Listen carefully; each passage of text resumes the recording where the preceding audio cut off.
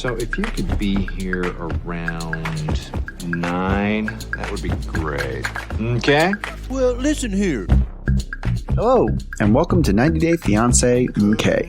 I'm Mr. O, and today, Ms. H and I will be discussing Season 6, Episode 5 of Before the 90 Days.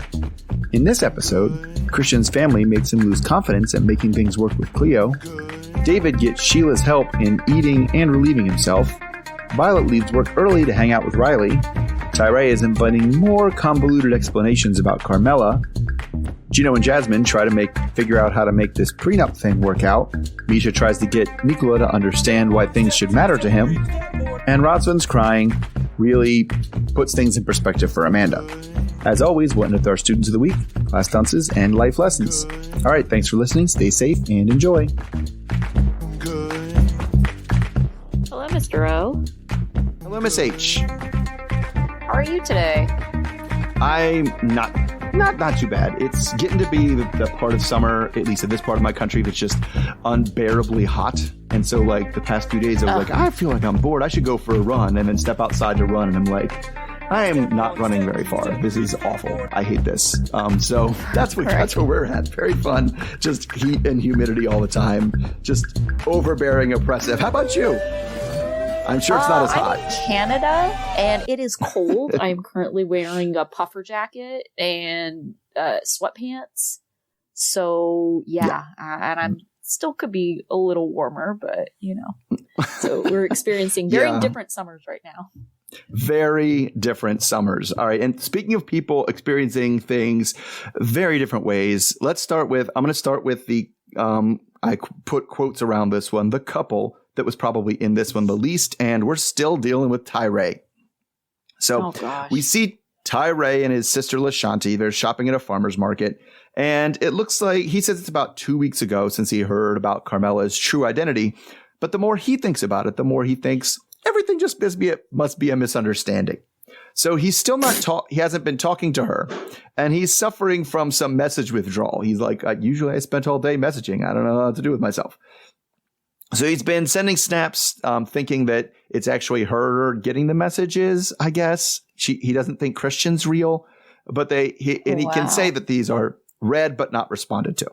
So his theory is that maybe, he literally says this out loud, maybe when he was messaging her, she was in prison. And now, because people in prison message a lot. So now that she's out of prison, maybe her husband found the things, and that's who Christian was, and he ended things. That's the theory. That is the weirdest, most outlandish theory. I mean, why? Yeah, well, most of his theories revolve around this Christian dude is somebody who didn't like that she was messaging somebody, and so this Christian dude got in touch with the producers and said the whole thing was fake. Stop texting me, right? And he's coming up with more and more. Here's the thing. It's not the most contrived theory he came up with. So keep listening. So anyway, so LaShanti calls him delusional and says it's hard for her to watch him hold on to hope like this. So she seems to think it's a good time to tell him something that she found out a little while ago, but has been holding on to, basically not to hurt his feelings. But now's the time. She sits him down and says she's done some research with the pictures, that reverse image search didn't pop up with. That's because you kind of needed to go on the dark web to find where these pictures came from, because she did find the pictures somewhere. Oh, God, no. It was on the page for an escort service. So the pictures of the escort were, and this is where it says, she's been working, are in Bakersfield and Stockton and near-ish by in California. Right? Definitely not Barbados. So his reaction to this is weird. So anyway, she has a phone number for the page, and he walks away before she can call it. She's like, well, let's call this escort and see what's up. So he's very confused. So he seems to think that now, I don't know, when I heard the escort, I was like, oh, this Christian person just stole these escorts' pictures and sent them to you. That was my theory, right? That is a reasonable conclusion based on the evidence provided. Well, he seems to think that he was actually talking to this escort, right? This escort is the person he's been communicating with, and he doesn't understand why she was lying and saying she was in Barbados when she was in Stockton. Like, Oh my ugh. gosh. So he says he He doesn't is want to. delusional. He says he doesn't want to judge, but how is his mom? He got to tell his mom he's been seeing an escort, right? And now he's got to deal with this No. Christian person, and this is where the other theory comes in. Maybe this Christian person is her pimp. Like, that could be it, right? It's weird. I don't understand where he's going, but he goodness. does decide that he wants to call this escort's number, and he calls it, but he does it in like incognito mode, so his number's blocked. So he gets a default not available message. It's not even like her voicemail. It just says the person you have dialed is not available. So he assumes that he just got ignored because it came from a blocked number, possible spam, whatever. So next up is a text. He sends a text that says he saw her ad and she looked familiar, so maybe we can have a chat. So then he Googled the phone number that was on the page, and it comes up as being like on a different escort service site. This one he said Palm Bay, and the only Palm Bay I could find was in Florida. So that one even has other numbers that are listed. So he has no idea how he's even going to connect to this person. It's like, so, I mean, you're right that this delusional thing. I mean, I don't know that I could personally come up with a more delusional theory as to what's been going on here than I've been talking to this escort, and the person who said it was her. I don't know. It's just crazy. What do you think? Yeah, it's so crazy. And it's just also sad because he's really coming up with any kind of theory that would have him talking to this person in real life. Right? Yes. So like Right. that particular person. And so it's just, okay, let's back up though. How is the sister finding this information out beforehand and just sitting on it because she was just like, well, I didn't know how we react to that. Like, what is that? That one, I was getting some fraud and vibes on that one. I was like, this is totally the production found this site, right? And told the sister like, hey, we found this. Maybe you should show it to him. Yeah, that's gotta be what happened. Right. Exactly, because sister has been pretty reasonable so far, level-headed. So if this were to happen in real life, like she would have gone to him immediately after finding that. But also, how is sister all like adept at being able to find something on the dark web? That's concerning all in itself. Right.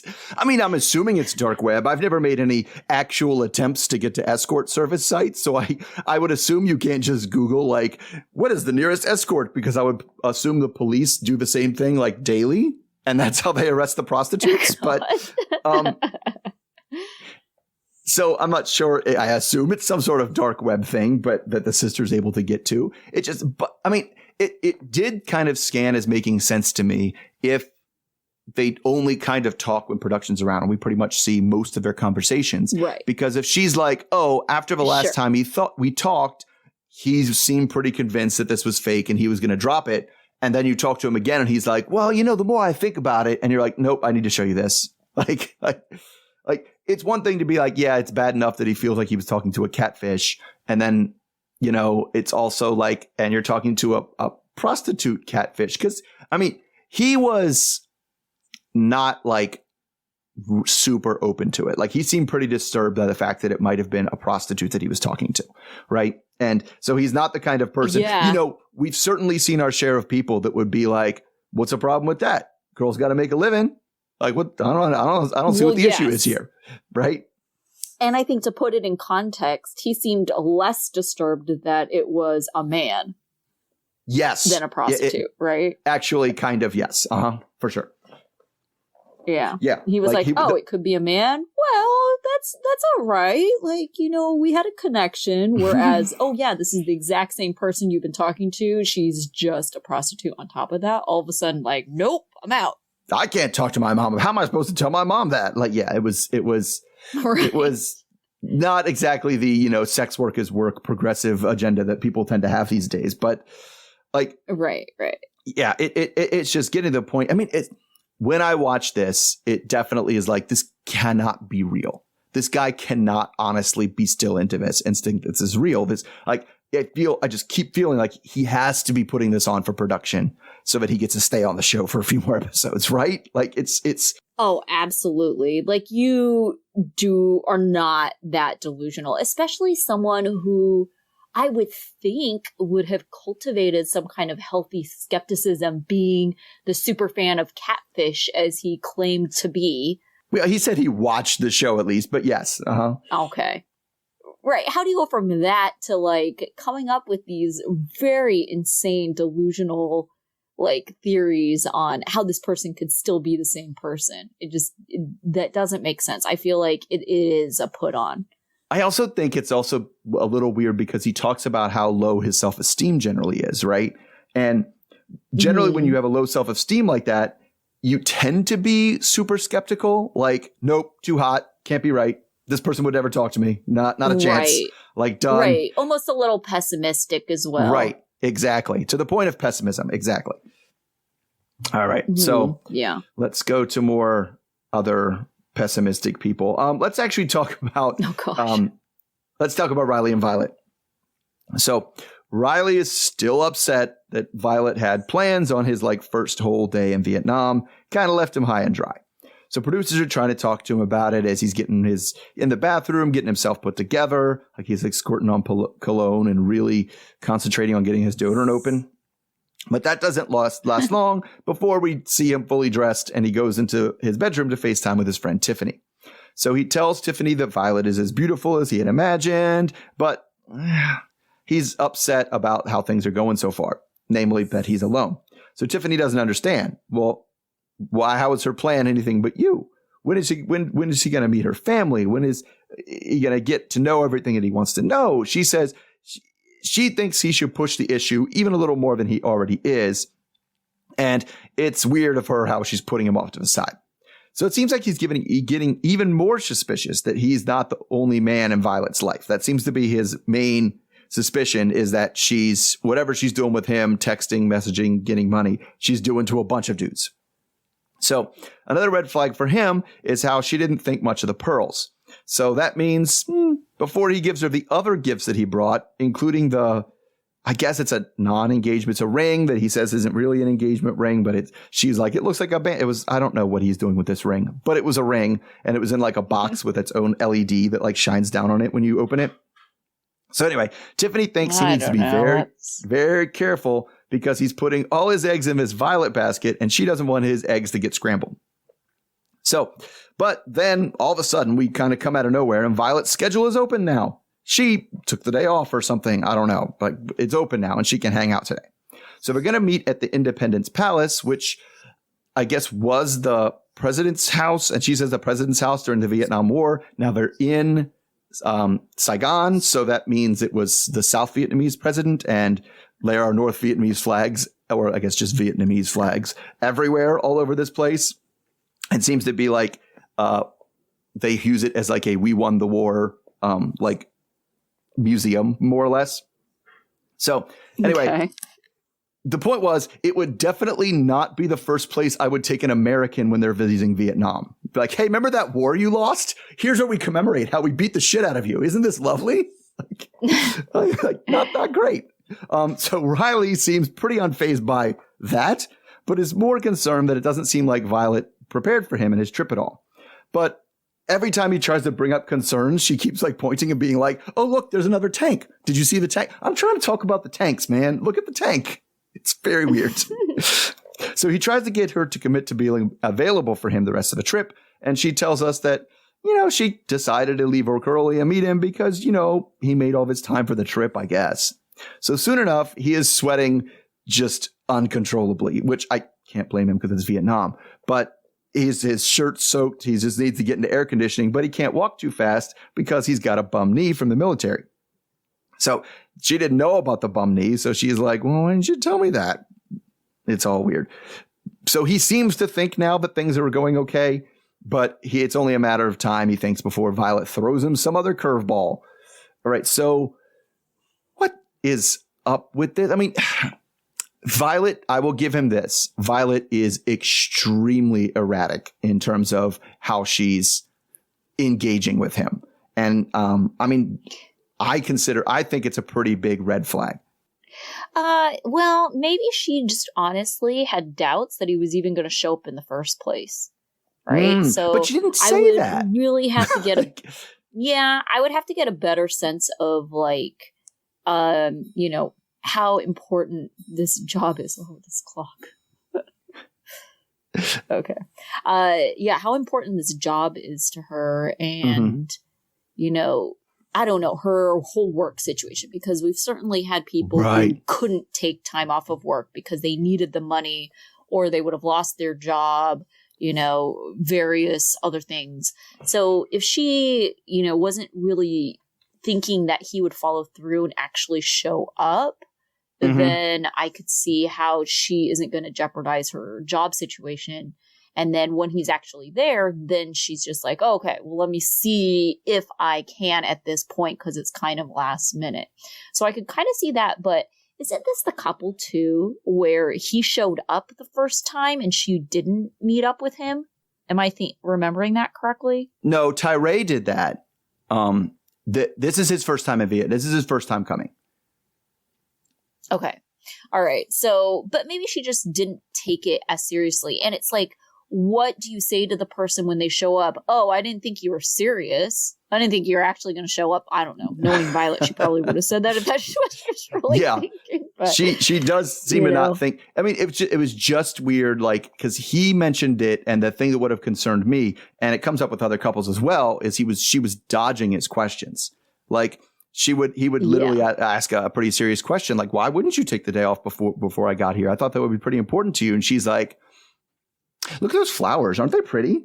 Look at these pretty flowers we just came across. And like that, you didn't even like slightly avoid the question. You just pretend he didn't hear it. But I mean, I get it, because I'm also, you know, she works in education. She is a teacher. And I do get that we have some certain days that are like, I really can't get off this day. If I try to take off this day, I'm going to get in bigger trouble. They're making me, I have to go to HR with a doctor's note if I want off the day of Friday before spring break or something like that. Like, that's what I kind of think I have. But sometimes a Friday before spring break is a half day. And the principal just kind of winks and is like, everybody's going to be working in their room, right? Wink, wink. And you're like, oh, okay, well, now I can meet up with you. Right? I didn't know if they were going to make me really actually stay all day. So I definitely know of those kind of days. And especially if they planned it before a break of hers or something, and it was the last day, he got there a little early. It doesn't make sense that she would not explain that to him and mention it before he got there. That it does seem suspicious. Yeah, I kind of wonder if she's getting prompted by production to be like, be evasive. Be more flaky. Yeah. Yeah, she's being very, be very more evasive. elusive about what's going on. Yeah. I could also see, like, as a teacher, like, unofficially asking, like, you know, a teacher friend at your school being like, hey, can you cover this? So not being able to take the whole day off, but if you can find someone else to kind of like under the table cover for you, I could kind of see that as being like a more of a last minute thing. Yeah, you wouldn't do that ahead of time. And I've definitely had days when I got off surprisingly earlier, was able to arrange something that I didn't think was gonna fall into place. But yeah, it just doesn't make sense that she wouldn't arrange that. Now his friends are something else. Like I don't know. He definitely has similarly like-minded friends, but they're all just like weird. Like he was kind of playing it cool. It was a first day. It's a weird thing at first. Maybe there's a reasonable explanation for it. I'm not going to overreact. Right. And his friends are always like, you need to overreact, dude. Like, what are you doing?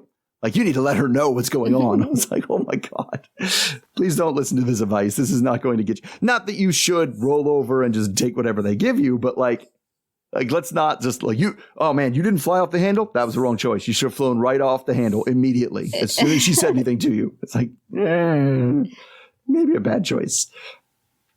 All right, move on. Let's go on to talked about avoiding conversations. And that came up with Meisha and Nicola.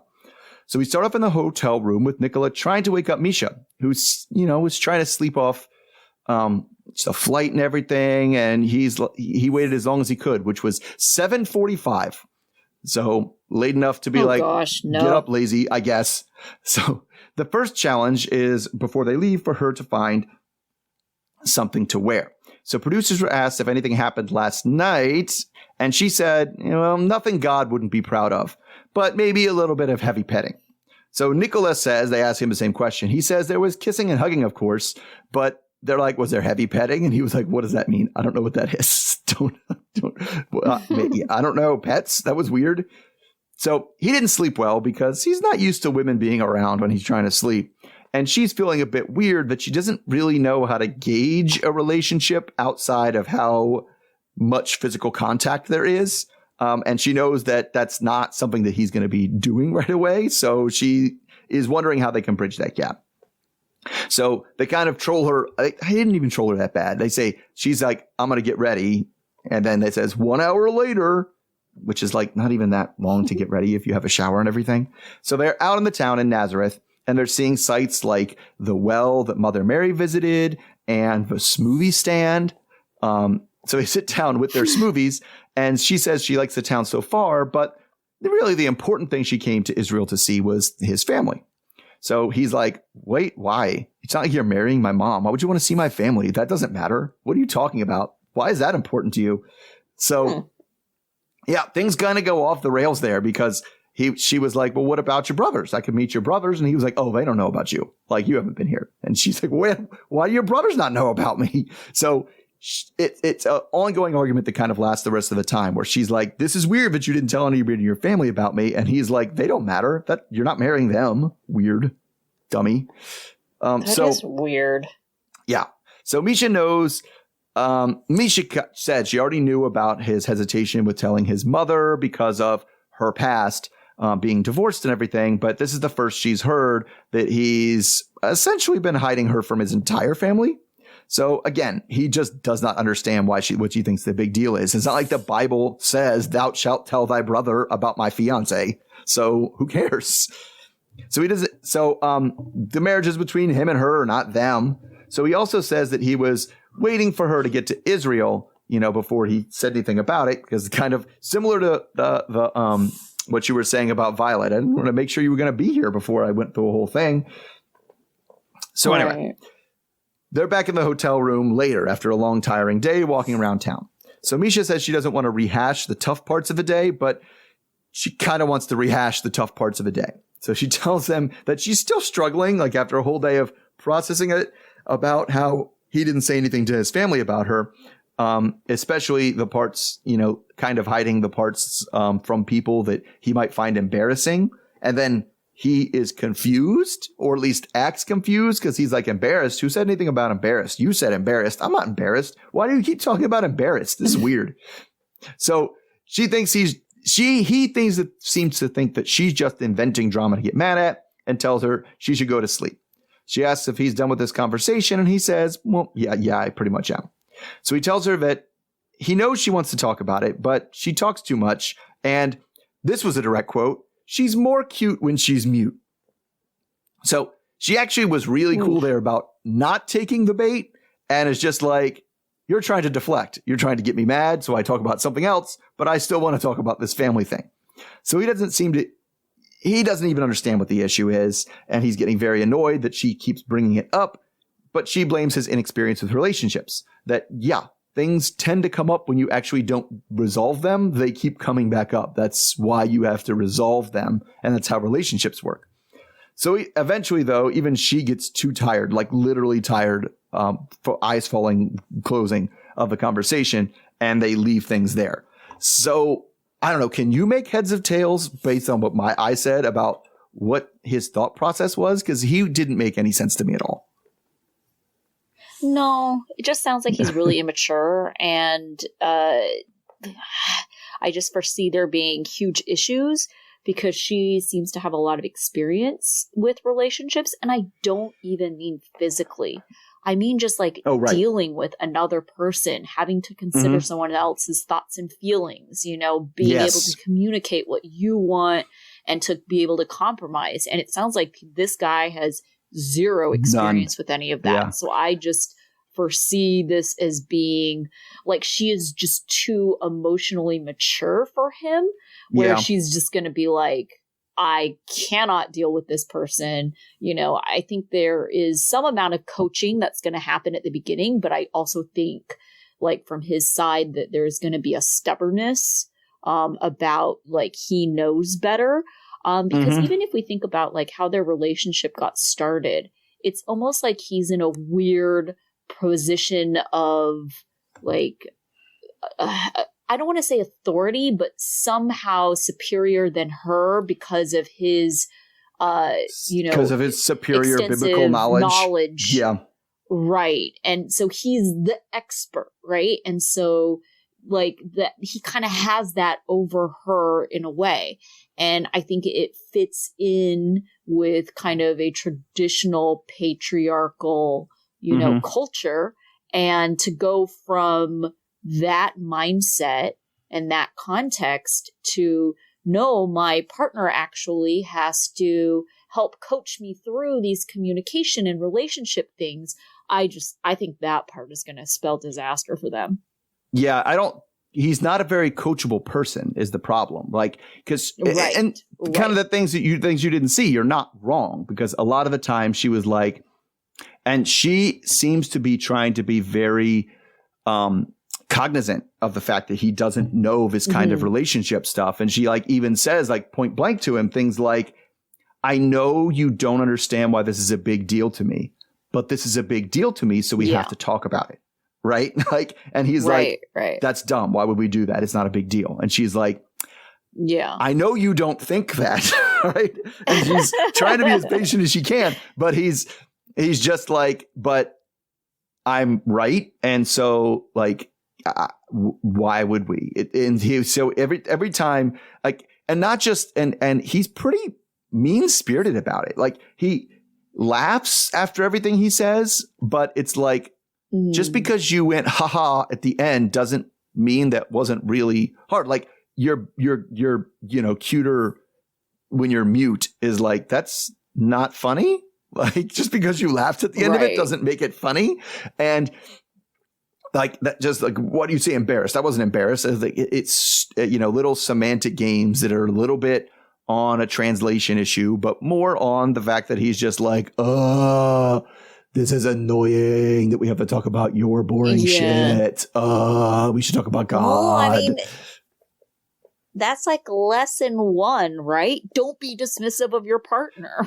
Yes. Yeah, it really is. And it's like, and then dismissive. And then we talk about resentment and getting to the point where you're resentful that she just doesn't drop it when you say drop it. Right. And that's not, that's literally, not only am I dismissive of you, but I'm upset that you don't bend your feelings and just drop things you care about over me. I demand that you dismiss it as well. Like, and I am getting annoyed that you won't. And so this does seem like a relationship that's heading for disaster based on this large gap in experience. Yeah, absolutely. So I'm already seeing cracks. Oh yeah, for sure. And I think I was actually very impressed by her restraint and her patience, like, because I definitely think he threw some things in there in the conversation that was like, oh, let me derail this conversation so that you'll yell at me about this instead. And that way the issue that she's bringing up that I don't want to talk about, we don't have to talk about. Right. And which is a very emotionally immature thing to do in a conversation. Like, right. Oh, sure. That is kind of some high schooler bullshit. And like, but that's still what he tried. But she saw right through it. Yeah. Well, I think also, too, it helps that she kind of has that, media background. Oh, right? Yeah, for sure. So I kind of feel like she's going to be very good at maintaining her composure in front of the camera and being able to have a more controlled reaction. Like, this is not the type of person, like, if I were to identify cast members, this is the least likely cast member to fly off the handle and, kind of make a scene, lose their shit on camera. Yeah. Well, and you're right, because she has a background in not just like journalism, right? So I'm sure there's training when you do journalism that goes into how not to take the bait with your interview subject, because they're going to try to derail the conversation and keep you from getting what you really want to know out of their conversation. Like, and yeah, so that's a good point. All right. So moving on, let's talk about other emotionally differently developed relationship, and that's with Amanda and Rosvin. So it's the ride home from the park after last week, and Amanda is still like pre-upset about Rosvin making this music video that he hasn't made yet, but would involve, stage kissing another woman. So she says out loud to an interview at this point that Rosvin has not been very considerate of her on this trip so far. So right now she's upset that he's been what she calls dismissive over her concerns, and she really feels like she hasn't been heard. So she doesn't like that he made the call to the producer and spoke Romanian in front of her, I guess, but she seems to think that he's playing some kind of game.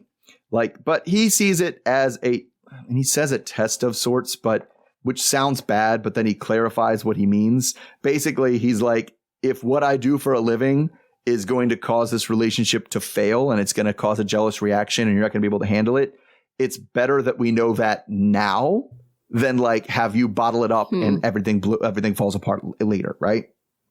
Which it seems like what happened to his first marriage and he says that, they had a toxic relationship and eventually she bottled all that kind of stuff up and then she couldn't take it anymore and everything just exploded.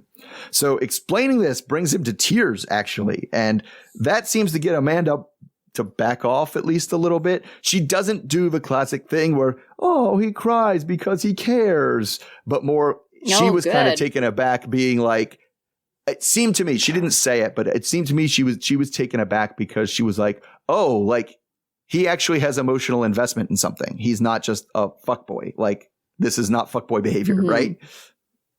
So anyway, so he talks to us about his toxic relationship with his ex-wife, which ended so badly. He said they were married for 6 months and afterwards he couldn't date anyone for 2 years.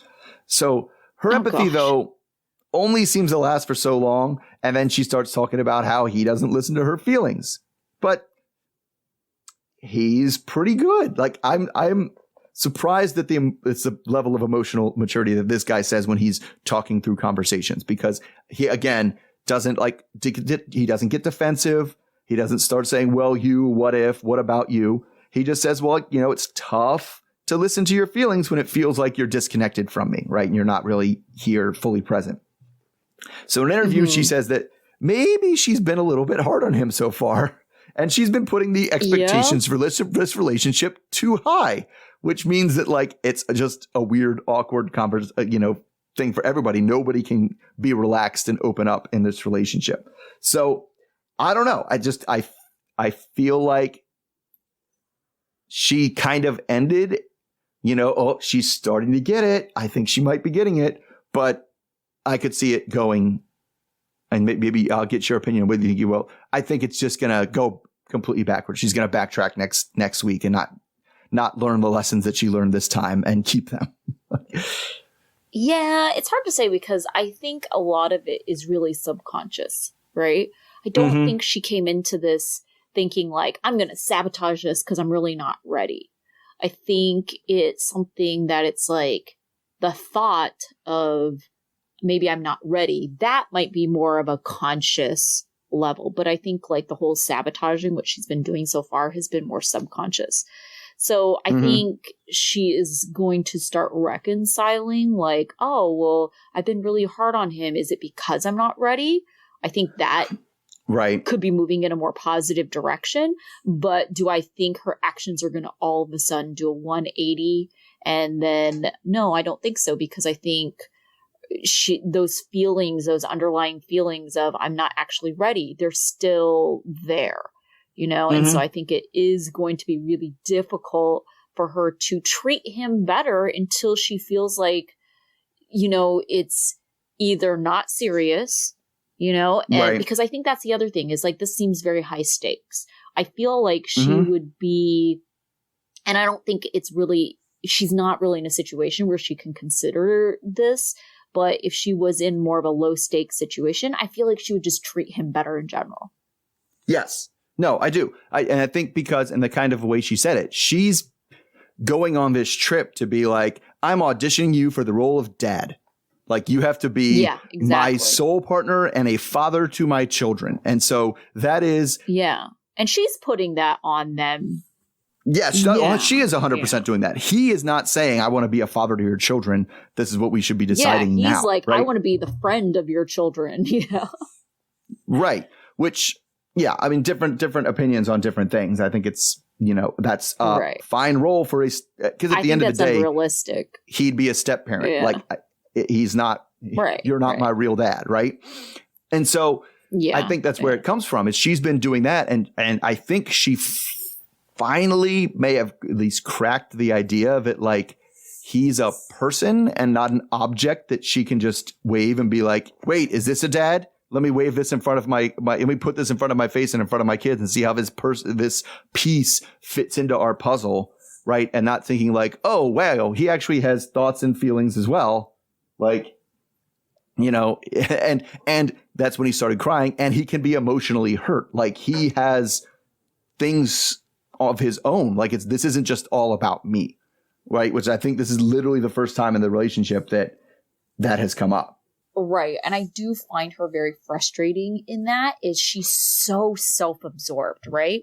She's thinking about how this person's going to fit in her life, how this person's going to be a father to her children, how she has so much to lose from this. And she has like made no evidence of consideration of how this affects him. She's just like, whatever, like, yeah. No, and I think that's just so unfair. It has been. This whole thing has not been like, well, let's see how we do together. Let's see if this is a relationship. It's been like, no, how does he fit into my life? Like, and like, as if, I wouldn't say as if she's the prize in the relationship, but kind of as if she's the prize in the relationship that he needs to win over. Yeah. Right. Yeah. Which is where that, been treating it like that. That's where the kind of from last week, well, you just make your decision because you know how I feel. And, that's where we'll sit instead of just working with him and talking to him. And and that's pretty much it. And this is the first time that she saw him vulnerable, whereas she's thought of her as the only vulnerable person here. Right. Exactly. All right. So next up, let's talk David and Sheila. So we're still doing that sound effect thing when they drop the sound. It happened twice this episode. I'm going to keep track of that. But this time it's while David is in the cab. So he's in the cab. Remember, he got to the Philippines last time. He's in the cab going back to her place. And he says things look very different here than they do in the U.S., with the traffic and the motorbikes and, the crazy weaving in and out things. He's just like very stressful. But Sheila brings him peace, and his feelings for her now are stronger now that they've met in person. So they stop at a place to get some food, and communication immediately becomes an issue. So it's, a place with a counter and, the pictures of the plates of the food above the counter, and you point to the one you want. Like, I want that one, right? But she's really short, which seems like it would not be a issue for communication, but she's really short and she literally has to step up onto the counter to point and be like, do you want this one? Do you want this one? It's pretty awkward. The workers are a little weirded out that someone stepped on the food counter. But David said that this restaurant is also a little bit different than what he's used to in the US, because if he went to an American restaurant that was in this condition in terms of, how nice the facility was, how clean the facility was, he'd leave. But he wants to keep an open mind because, it's a different culture, and also he's hungry. So things get even worse, though, because he has to pee, and the worker, even with the key, can't get the door to the bathroom open. And they're like, sorry, bud, can't do it. So then Sheila just takes him outside around the back, and he like pees behind the store, like a dumpster in the store, which they weirdly film like all of. So then we get back inside, and she thinks he's mad. She's like, are you mad? Because he put his coat down more aggressively than she would have wanted. And he's like, no, I just put my coat down. So while she's struggling with the communication protocols for this relationship, she's like, when do I try to sign? When do I text? And she's hoping this is just like something that's just going to become more easy and natural over time. So next we see them checking into the hotel. So it's been a really long day, and David is tired. And he says the communication in person has been a bit more difficult than it was when they were online, but he's very excited to spend the night with her. Like, he's very excited to spend the night with her. So they come in and there's 2 twin beds. So the first order of business is to push the beds together. And when they do that, killing the bugs that crawl out from under the beds, because David said he was fooled by the what he called fake advertising on the website for the hotel and thought the hotel was going to be a lot nicer than this. So they go to eat the food that they bought from the restaurant, and she immediately notices that David is a very loud chewer. So she suspects it's because he's never been able to hear himself chew. So sure, that's just what it is, right? So she says, but she thinks it won't be that big of a deal. She'll get over it. But after the food, it's time for the bed. And, then talking about like, what are you guys going to do tonight? So she doesn't know what to expect because she's never been with a deaf person before. And she doesn't know if it's going to be weird, if it's going to make a difference or anything. So she changes into something a little bit more comfortable, which is a tank top and jean shorts, because she's going to sleep in jean shorts, like in cutoffs. I was like, that seems uncomfortable. Right. Maybe those are the only shorts she has. I don't know. Maybe, but I'm like, man, that's a choice. So they start to cuddle and kiss, and he knows that he should probably take a shower, but he more or less seems like, I've been waiting for this for a long time. I can do a shower later. And then we cut off from them. So this is another one where we feel like we get stuck talking about the communication later. But I was like, is it going to be, do we think she's the stuff that she's doing now, climbing on the counter to point to the menu, right? Listening to him chew really loud. Is that stuff that is a honeymoon phase stuff that's going to end up kind of getting in the way of a relationship? Or is it stuff that you really think she can just get like used to? I don't know. I think it kind of depends on her general temperament, right? I feel like for me personally, those are things that I don't know. I feel like I have a very low threshold for things that annoy me. Oh, plenty of things that annoy me. And I accept that, right? Yeah. I just accept that I have to go through life being annoyed by other people because I personally have a low threshold for annoyance. So for me, it's like, yeah, those things would annoy me as well, but they wouldn't necessarily be deal breakers, because if those were my deal breakers, I would literally not have any friends, not be able to handle the presence and company of anyone. Right. So sure. It's just one of those things. If she has a very high threshold for annoyance and these are the things she finds annoying, then yeah, we're in trouble. Yeah. I guess. Yeah, it's funny because I think part of this is a little bit on production, because, I think production is like, yeah, but what don't you like? What have you noticed it's not ideal so far? And she might just be like, well, he chews loud, I guess. Like, that makes sense, but okay. Right. And they're like, aha, found it. That's our clip. Got it. Right. So but I could also see that as being like more along the lines of deal breaking, because it's like once you start to get into like kind of the physical aspects of things that annoy you about a person, that's when it becomes more of like a physical turnoff, right? If you're like thinking about this person chewing while they're making out with you, it's like, oh, and if you're thinking about like the fact that he didn't shower and he probably should have, and so maybe like she's like, oh, he smells like body odor. Those are the things that are going to be like physical turnoffs. And if that's like a focus of their relationship, this is a problem. Right. I think the shower thing definitely did not bother her, because he was the one that was like, well, I haven't showered at all, but like she seems ready to go. So I think I'll just do that later. Right.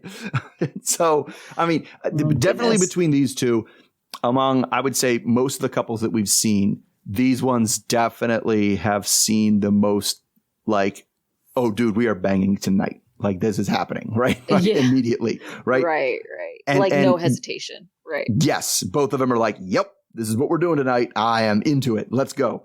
And that's a good sign. And I think part of it is just like right now the communication part, and like even things like ordering dinner and checking into the hotel, because I also get the impression that communication is, in the Philippines, it's a step harder than it was in the U.S. even, because he, doesn't speak Tagalog. Maybe there's a language barrier. And so, but it's one of those things that it can't get worse, right? The worst case scenario for communication is that I wouldn't say only get better, because we've seen Paul and Karini. So worst case scenario is it stays. it stays the same forever, right? Which, you know, for most people, it would not stay the same forever. It would get better, right? Yeah, for sure. All right. I think we covered everybody today. So we still got a couple more. Or do we just have one more? Oh, yeah, a couple more. Jasmine Gino. Yeah, let's talk Jasmine Gino first. All right, so we start with Gino at the bar, and he happens to find he finds a bartender that speaks English, mainly because production had to find somebody for him to talk to. So he thinks that he seems to think that all the things that have gone poorly so far are Jasmine's fault, but he's still not sure where their relationship stands right now. He awkwardly talks to the bartender about the prenup at the fight, and it all seems to be very forced. But the bartender says he gets why she's upset, because she says in their culture, prenups are very rare, and it makes it seem like you kind of have one foot out of the relationship already. So if I decided I wanted to leave you, how would we deal with that? Is not a good way to go into a marriage, basically. So Gino says to us that this prenup doesn't mean that at all. Like, it's just, and it doesn't mean that he doesn't trust her. He hopes that with time, he'll get her to understand that. So Jasmine, on the other hand, is out with her sister Liz. So she explains how she got screwed over by her first husband when they got divorced. And the prenup makes it seem like Gino is just setting her up for more of the same, should she ever want to leave him. So Liz isn't sure that Gino even actually loves Jasmine, which I kind of agree with Liz. And this conversation that they're having right now is not helping the case that he does. So it's bringing Jasmine to tears. She starts crying. I mean, and Jasmine crying, not like, barely holding back with like the tears coming down, just the Jasmine ugly face crying. So she says it just goes to show that he doesn't trust her and he doesn't want to protect her. And that's basically all she wants from a man, is for someone that trusts her and protects her. So Liz is like, maybe she just move on. But Jasmine says she's too afraid to let go. It's not like she can just, and she literally says something like this. It's not like she can just push a button on a machine and get somebody as good as Gino, which. I think you could. I think you can. You can push a button on a machine and a Coca-Cola comes out, right? That's better than Gino. Right.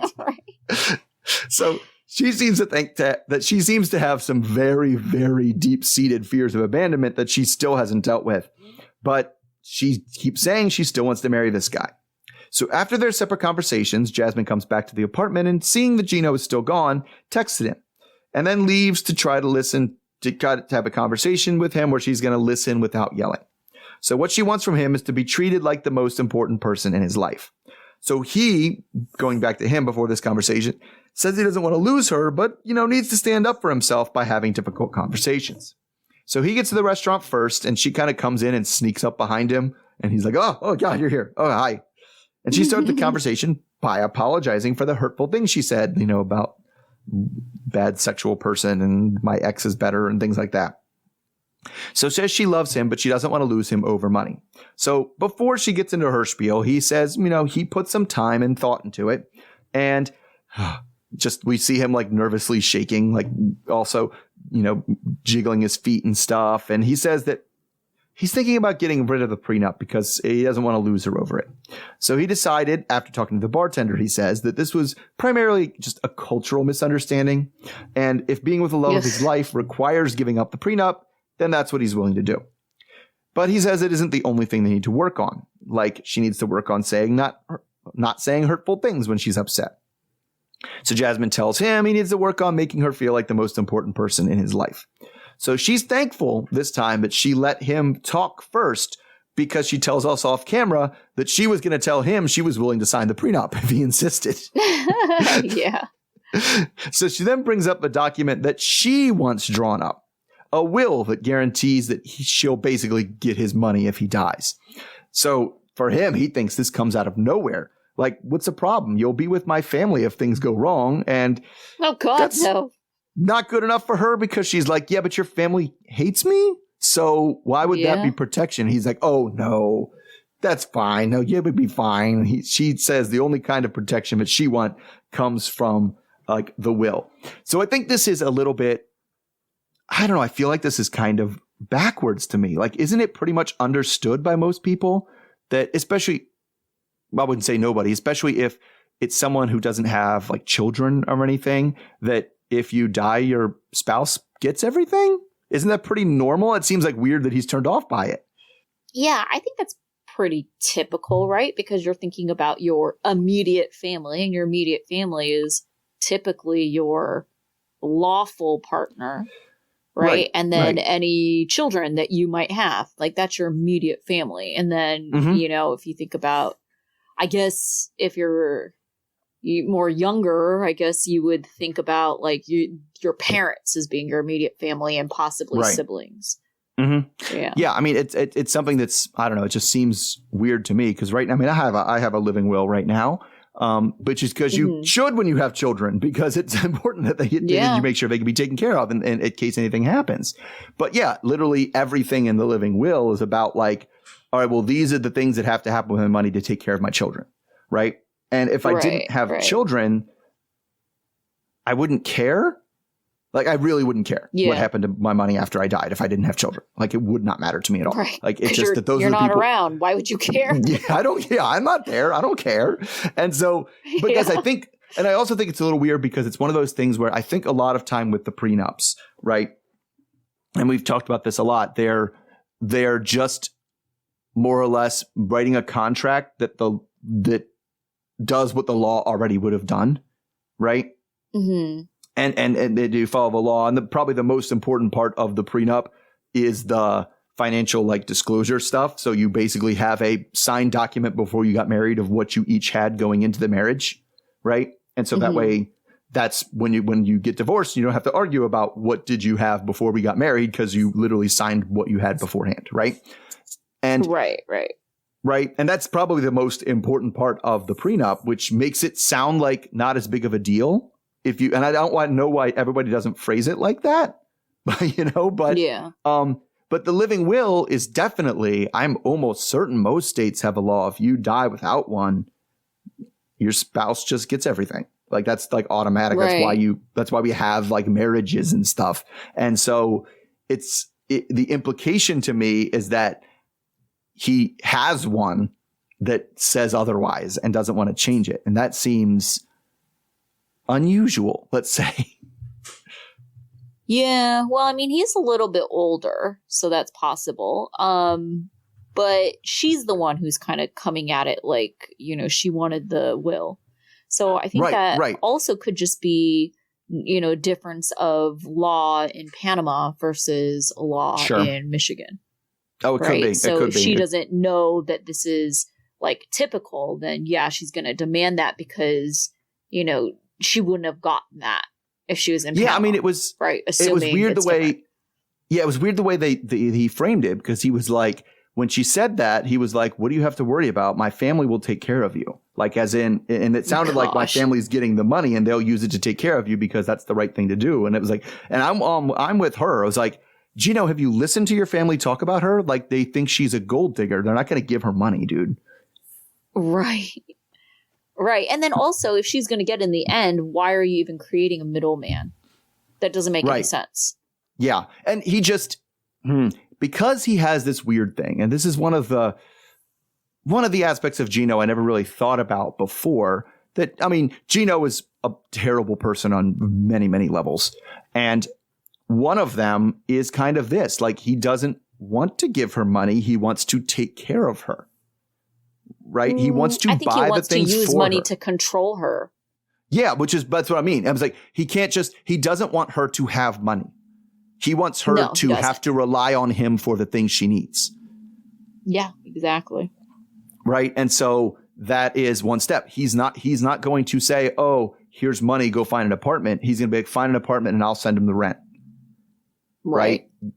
That kind of stuff. And that is yes, and I think that's maybe what it is. He wants to use money to control her. And now his reluctance to sign the will kind of says, and I want that to continue after I die. I want my family to be able to control you with the money. Yeah. Yeah. All right. So moving on, last couple we did also see from Christian and Cleo. So Christian is leaving in a couple days for London, and Cleo today is having London and Cleo, sorry. And today he's having breakfast with some friends. So his friend is Tom, who he's known for 10 years or so, and they have a long history of being into a lot of the same things, which is kind of a lame list of things. He's like hot rods, leather jackets. Like, I don't know. Okay. But some of the things they've been into are the same women because they've dated many of the same women, but not Tom's current partner, weird. Jana. Yeah, it's a little weird. But anyway, he's having a whiskey with dinner because he's hungover. And he's doing that old person thing, which I definitely had this weekend, where you're like, why am I this hungover? I didn't drink that much. This is not fair. Like, I stopped to slow down so that this wouldn't happen, and it still did. I hate it. So anyway, Jana, the Tom's wife, is skeptical, or partner, I guess. We don't know what the relationship is skeptical about this Cleo relationship because Christian has not really had a relationship this long before. And so she's like, I don't know that this works for you. So during the conversation, Christian tells them that his family knows that Cleo is trans, which they just kind of recently found out about because it was like one of these, I told my brother, and once you tell your brother, you told the whole family things. They got that kind of family that snitches on each other. So anyway, it got a very, let's say, varied reaction. He says some of the reactions went from skeptical to openly antagonistic. So he says that he's close to his family, but this has kind of caused a rift between him and his family, and they said some very nasty things that he found pretty hurtful. So Tom isn't surprised by the reaction because he stereotypes older people as, having more stereotypes. He was like, well, of course old people wouldn't like trans people. They're old and aren't accepting of things and are bigoted. And it's like, well, I don't know. I found it ironic that he prejudiced a group for prejudicing a group. So anyway, the implication of how Christian speaks about it. So Christian he says kind of in the breakfast, more or less, if it comes down between Cleo and his family, he'll probably choose Cleo. Heavy emphasis on the probably. Emphasis, I mean. So then to signify we're switched over to England, we get shots of Union Jacks, like some old buildings, and of course, corgis, because that's what England is now. So we're here with Cleo, and Christian will be here, she says, within 24 hours. So Cleo is moving her cats into the Airbnb that Christian got so that they wouldn't have to deal with her roommate, and probably Duck shouldn't have to deal with the roommate, more so that the roommate wouldn't have to deal with them. But Cleo doesn't go anywhere without her cats, so, she gets them out, gets them used to the space beforehand, and she hopes that Christian better get along with them. So she's nervous because he was open with her about his family's reaction, and she thinks that can totally impact the relationship. So she even says that Christian's kind of already changing his tune, that he said before at the airport they would be all hugs and kisses, and now he says, maybe we shouldn't kiss right away at the airport in public. I don't know. So what a weird thing to say. Yeah. So she's worried that he's not going to be strong enough to stand up for them in their relationship when the push comes to shove. So we flip back again to Christian, who's having some mixed emotions before going to the airport. He's excited to meet Cleo finally, but he's still having feelings about how his family took things. So he says he's excited to hug and kiss her, but says, kind of changes he frames it a little bit differently than she did. In that, he was like, I don't know, I'm not going to, we've talked and, we have a deep connection and everything, but it feels a bit to him like making out with a blind date as soon as you get there. You wouldn't do that. That'd be weird and gross. But anyway, so he admits that his family is getting to him. So Tom, who's driving to the airport, doesn't know because, it's not like, I don't know. He just doesn't know. So they check in at the airport, and I don't know. Christian just seems way less confident than he was before. So, I mean, in this case, I would definitely say Christian is shook, right? And yeah. Do you think that kind of already spells doom for the relationship? Yeah, I already think he's kind of trying to back out of things already. He's trying to back out by kind of preemptively oh, well, let's not kiss in public, already pumping the brakes. And I disagree with his analogy. It's like a blind date because in a blind date, you've never talked to this person before. They've had a online relationship for how long? So he has talked to this person before. He knows them more than you would know someone on a blind date. Blind date is literally someone you just met. So right. I just, I don't see that analogy. I think there is more of a reason to hug and kiss.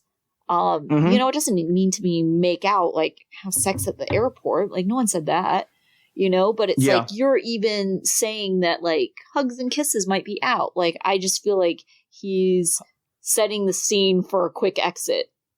Well, I think it's especially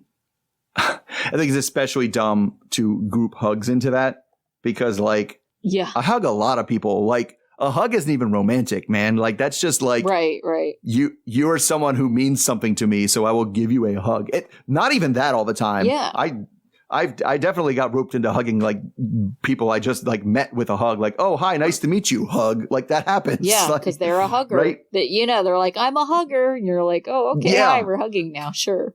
Exactly. I've never heard of you before. And now our bodies are touching. Yes. And that's fine. But it's weird to be like, to kind of group that into like sex. Like hugs are physical. They're not sexual. Right. At least that's the way I see them. I hope people haven't been taking it the other way because I would hate all those people who I was hugging to think it was a sexual thing. But like, and so to group hugs into it, and like, you're talking about airport hugs and kisses. Like we don't have to go all Jasmine. There doesn't have to be a tongue down anybody's throat. Like we're talking about like a peck. And like, yes, if you're not willing to hug and peck someone that you've been talking about as your soulmate for months or years, then that's a huge red flag. Right. And they're supposed to be before the 90 days too. So it's like, these are people who have at least considered marriage. And so it's like, you're supposed to go from, oh yeah, like I'm considering you for marriage as to, oh, someone I barely know, like blind date material.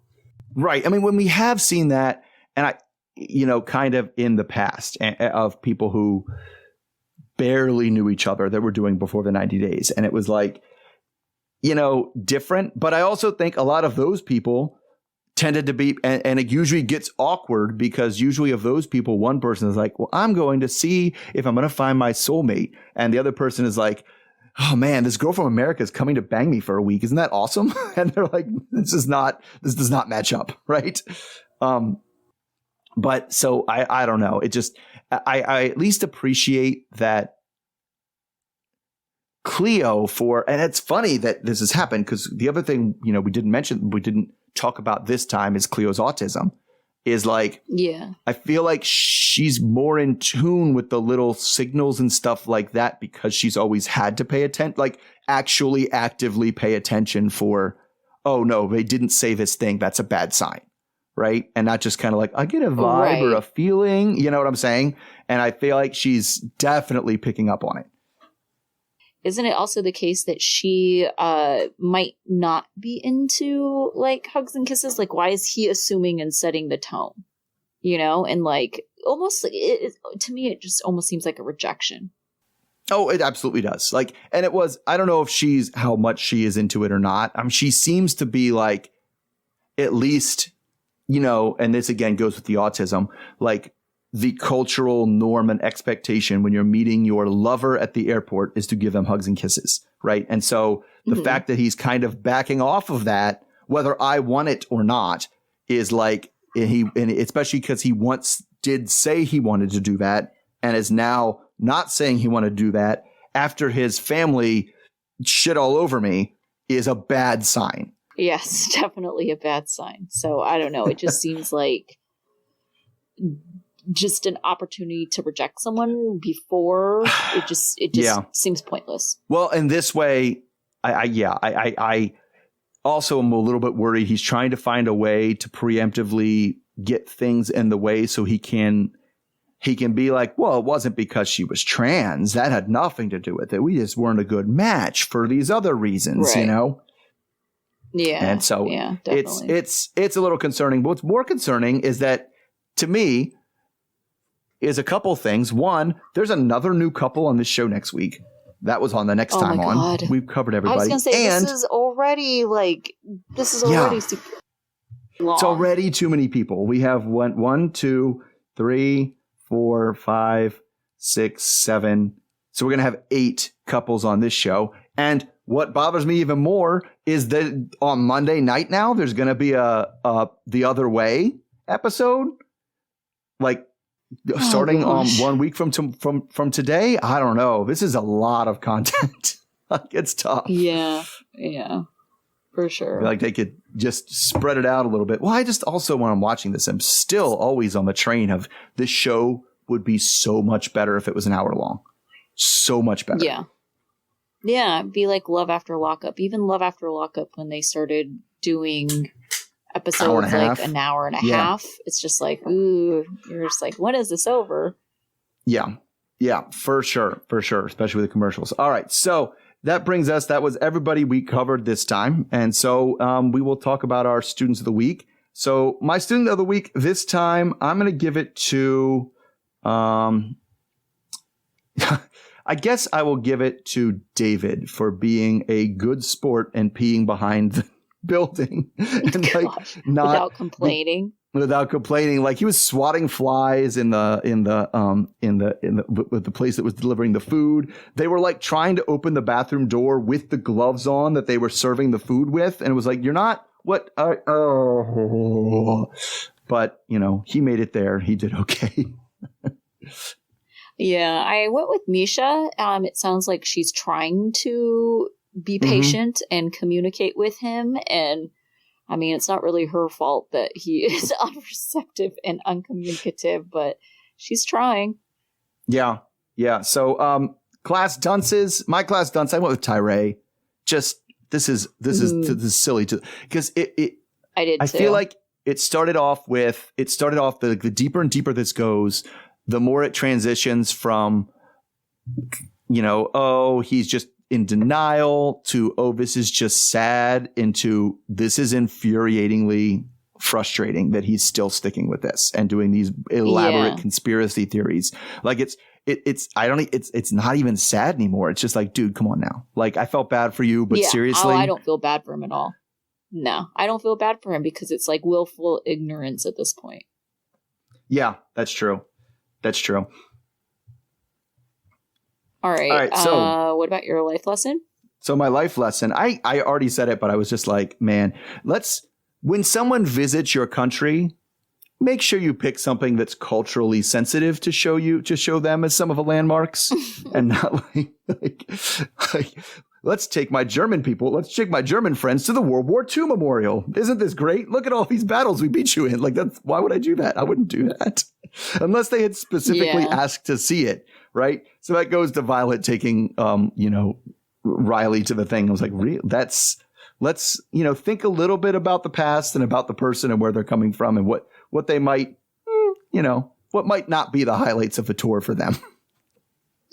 Right. I don't know if this is an increasing problem with present times, but I would say that my life lesson has to do with, if someone asks you a question, you can't just ignore it.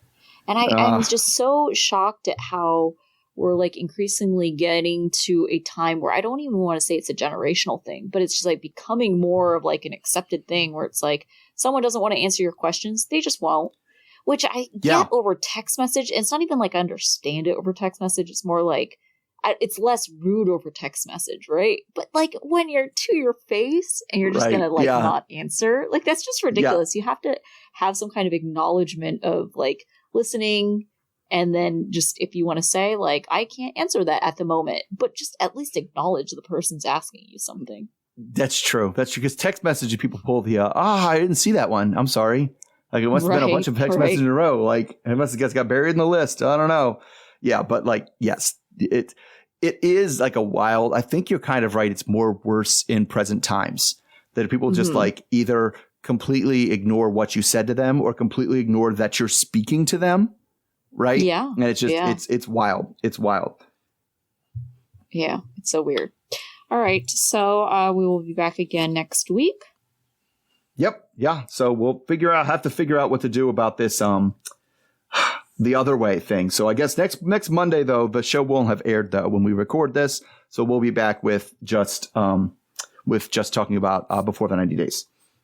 Yeah, and then we'll kind of figure out what we're doing with the other one. If we're going to cover it at all, I guess. Yeah, that's true. Yeah, that's what we'll have to figure out. We may not cover it just because it's on Monday nights, and that's a lot. Like, it really is. Yeah. It is. Okay, so until then. All right, talk to everybody then. Okay. Okay. Bye. Bye.